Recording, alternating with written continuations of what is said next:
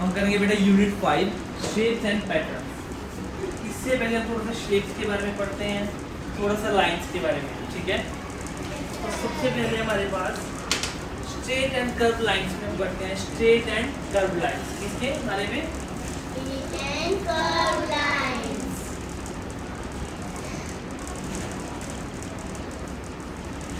Straight and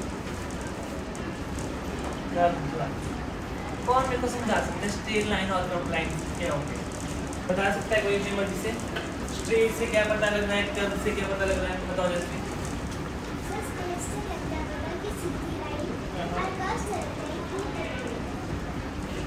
curve से कैसा लगता है? स्ट्रेट से तो इसने बोला सर बिल्कुल स्ट्रेट लाइन होगी, बिल्कुल सीधी लाइन होगी। और कर्व से कैसी होगी? टेढ़ी मेढ़ी हो सकती है, ऐसी। यस, कर्व जिसमें कर्व हो, सर्कल जैसे, है ना। तो वो अभी हमारी स्ट्रेट लाइन और कर्व। स्ट्रेट लाइन और कर्व लाइन में बताता हूँ मैं लाइनें क्या होती है। बचपन में तो मैंने पढ़ा हुआ था, जब तुम स्टार्ट में थे कीजिए में शायद, तो इस लाइन को हम क्या बोलते थे? Sleeping line. स्लीपिंग लाइन को हम बोलते हैं मैथ में हॉरिजॉन्टल लाइन। क्या बोलते हैं?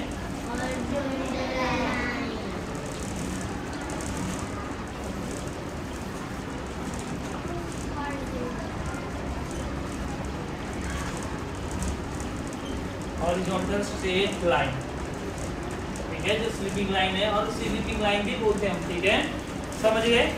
हॉरिजॉन्टल स्ट्रेट लाइन, समझ गए? और एक आती है हमारी, इसको क्या बोलते हैं हम? Standing line. क्या बोलते हैं इसको? Standing line. और स्टैंडिंग लाइन और स्टैंडिंग लाइन को हम ये भी बोलते हैं वर्टिकल स्ट्रेट लाइन। क्या बोलते हैं? Vertical straight line.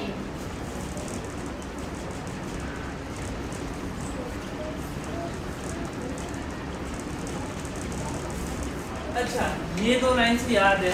अब देखो मेन लाइन थी, उसे क्या बोलते थे, ठीक है? इस तरह से लाइन होती है, यस, स्लैंटिंग लाइन, जिसको बोलते हैं स्लैंटिंग स्ट्रेट लाइन। क्या बोलते हैं? Slanting straight line. बोलो, सबको पता लग गया? लाइंस के बारे में पता लग गया ना? Yes sir.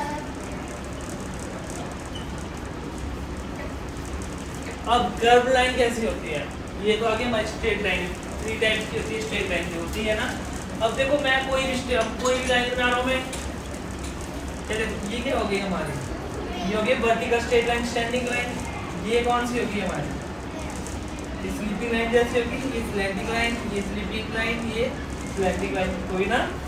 देखो इन 3 से ही सारी लाइन से, ये horizontal straight line, vertical straight line और स्लैंटिंग स्ट्रेट लाइन। और हॉरिजॉन्टल को बोलते हैं हम स्लीपिंग, इसको बोलते हैं स्टैंडिंग लाइन और इसको बोलते हैं हम स्लैंटिंग लाइन। याद आ गया सबको?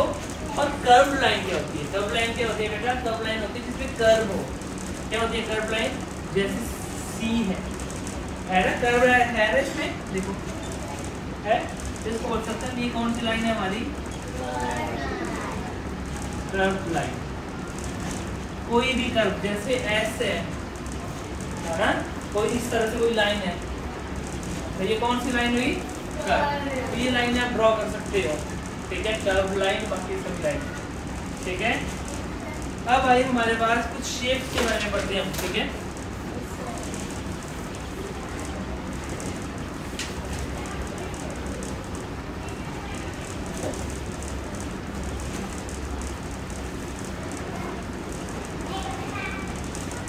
शेप्स के बारे में तुमने पढ़ा ही होगा शायद फर्स्ट क्लास में। ये हमारे पास कौन सी शेप है?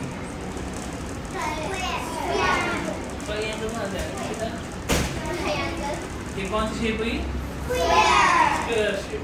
स्क्वायर शेप है, इसके मेरे को बताओगे प्रॉपर्टीज क्या होता है स्क्वायर?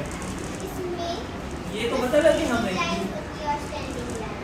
हाँ, ये तो तुम ठीक बोल दिया।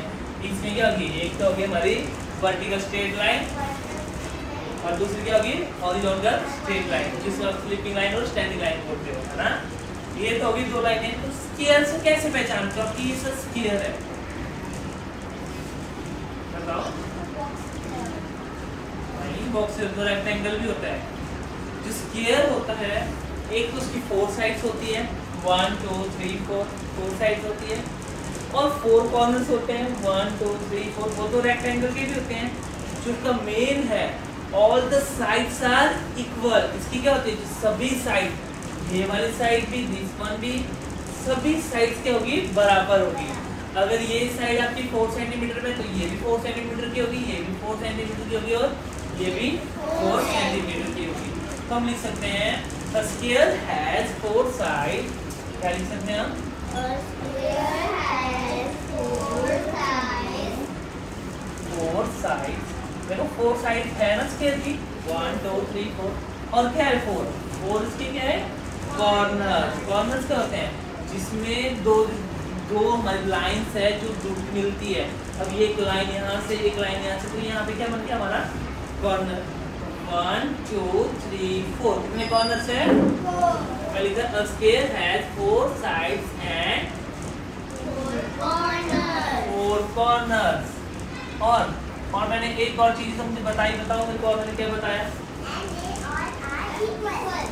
All the sides are equal। मैं लिख सकता हूँ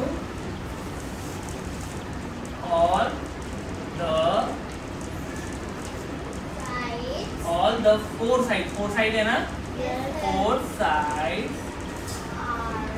are equal in length। ये equal रख लिख सकते हैं, ठीक है। तो सभी की सभी लेंथ क्या होगी बराबर होगी। समझ गए स्क्वायर क्या होता है?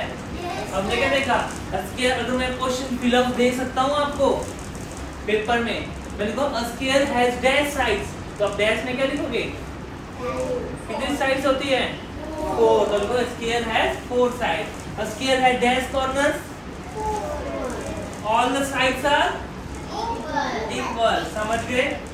अब हम करते हैं इसका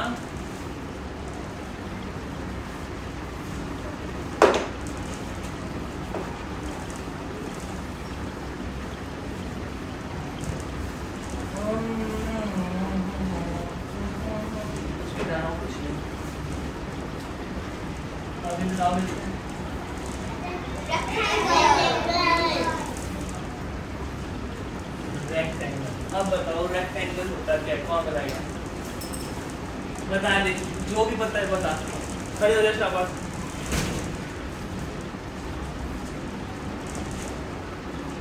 बता क्या लिखा रेक्टेंगल को देख के?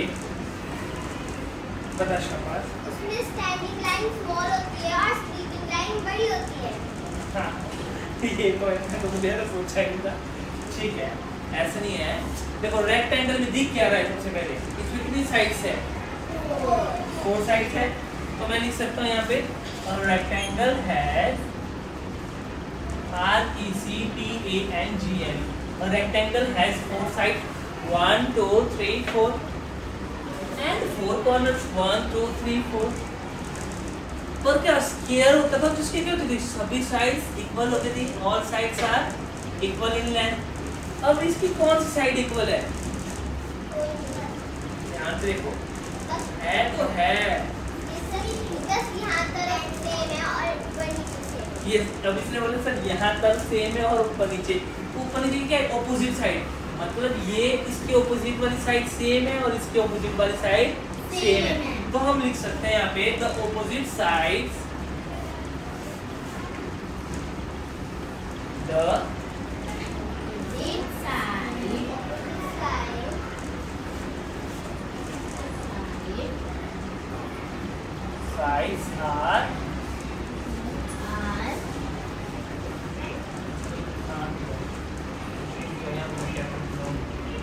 opposite sides are equal in length। बोलो समझ गए? इसमें क्या होता है जो उसकी opposite साइड होती है वो इक्वल होती है। अब इसकी opposite साइड्स कौन हुई? ये वाली, और इसके opposite क्या है? ये दोनों क्या है बराबर है और ये दोनों भी इक्वल है।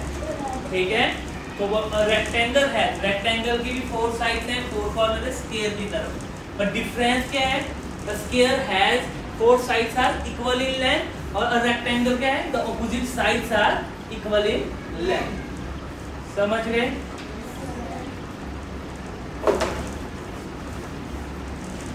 करेंगे हम ट्रायंगल। ठीक है,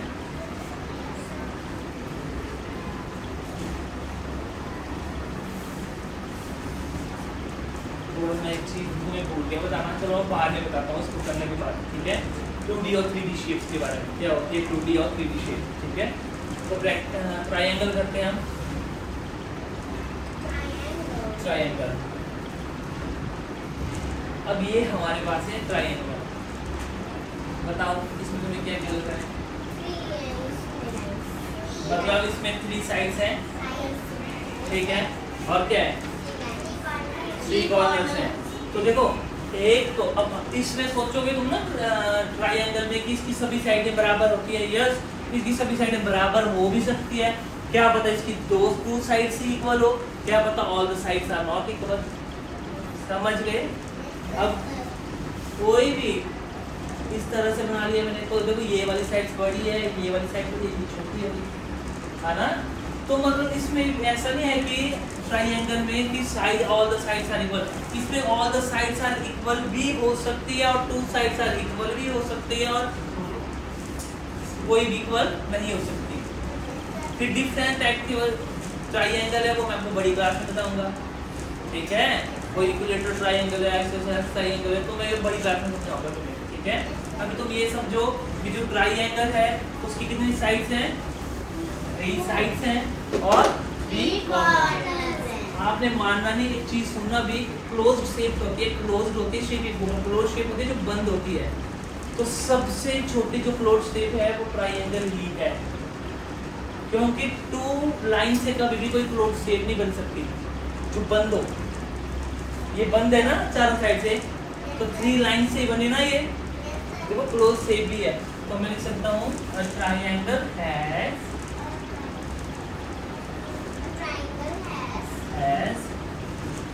3 sides and 3 corners। समझ गए? Yes sir। अब है हमारे पास सर्कल। देखो अब बताओ मेरे को सर्कल में क्या दिख रहा है? No corners no corners and no lines। और नो लाइन्स, नो साइड्स। चलो स्ट्रेट वाली साइड्स तो है नहीं है। अगर मैं लिखूं a circle has dash corner, तो आंसर क्या आएगा? 0 या नो आएगा ना, कि नो कॉर्नर है 0। अगर मैं लिखा अ सर्कल हैज डैश साइड, तो आप 0 भी लिख सकते हैं। अगर मैं लिखूंगा अ circle has dash curved sides, तो कर्व्ड साइड तो है ना इसकी, है ना, देख सकते हैं। तो इसमें बोल रहे हैं सर्कल हैज 1 कर्व्ड साइड। ठीक है, तो मैं इसको इतना छोटा सा लिख लेता हूँ, circle has 1 curved side, curved side. और यही है ना इसका, कॉर्नर भी नहीं है उसके। ठीक है किसी दिख रहे हैं किसी को कॉर्नर? नहीं दिख रहे हैं ना। अब वैसा ही हमारे पास क्या है? हमारे पास ओवल है ना, इस तरह से। तो जो ओवल है वो कैसा है? इट हैज क्या है? इसमें भी है एक कर्व साइड है और मुझे कोई कॉर्नर नहीं है, नहीं है ना कॉर्नर। तो मैं लिख सकता हूँ circle Oval has 1 curve side.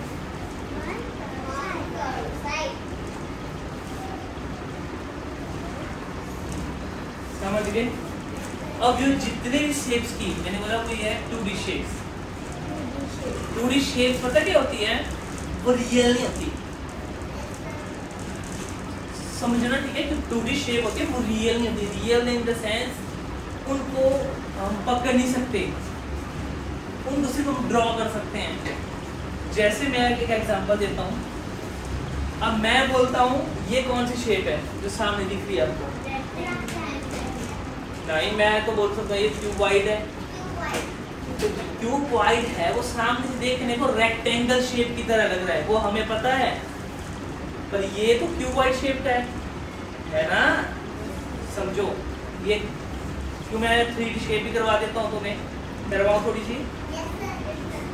मैं सोच रहा हूँ ये आज की जिंदगी इतना ही काफी है, इतना ही काफी। मैं बुक का होमवर्क भी दूंगा, ये भी करोगे तुम, सारा राइट करोगे, बुक में जो कलर है वो भी करोगे, फिर कल पर समझाऊंगा मैं 3D शेप्स, फिर ऐसे समझो 2D शेप्स के बारे में।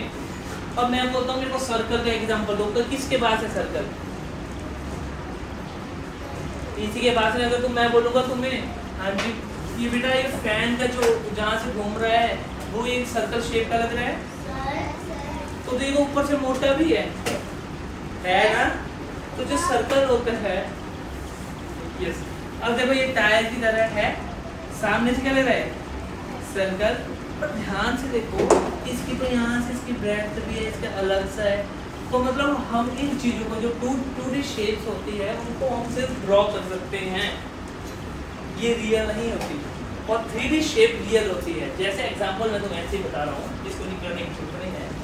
जैसे अब मैंने एक स्फीयर बनाया, अब मैं एक बॉक्स बना लेता हूँ स्फीयर का। अब बॉक्स के अंदर हम क्या रख सकते हैं? अपना सामान रख सकते हैं जरूरी। अगर मैं बोलूँ सामने से, इसको क्या बोलते हैं? क्यूब। क्या बोलते हैं इसको? क्यूब। ये स्फीयर का जैसा होता है। अगर इसमें सामान रख सकते हैं, बॉक्स को तुम पकड़ सकते हो, हाथ में पकड़ सकते हो ना, तो ये रियल है, तो उसको बोलते हैं 3D शेप्स। पर ये अगर मैं बोलता हूँ इसकी जो साइड्स है वो किसकी तरह दिख रही है, तो आप बोलोगे इसे स्क्वायर की तरह दिख रही है ना। तो मैं थोड़ा मैं 2D और 3D शेप के बारे में जब समझाऊंगा, जब मैं 3D शेप करवाऊंगा, ठीक है। ये आज 2D शेप्स की हमने, लाइंस की हमने, कर्व लाइन और स्ट्रेट लाइन के बारे में पढ़ा हमने, ठीक है। आज के लिए इतना ही काफ़ी है।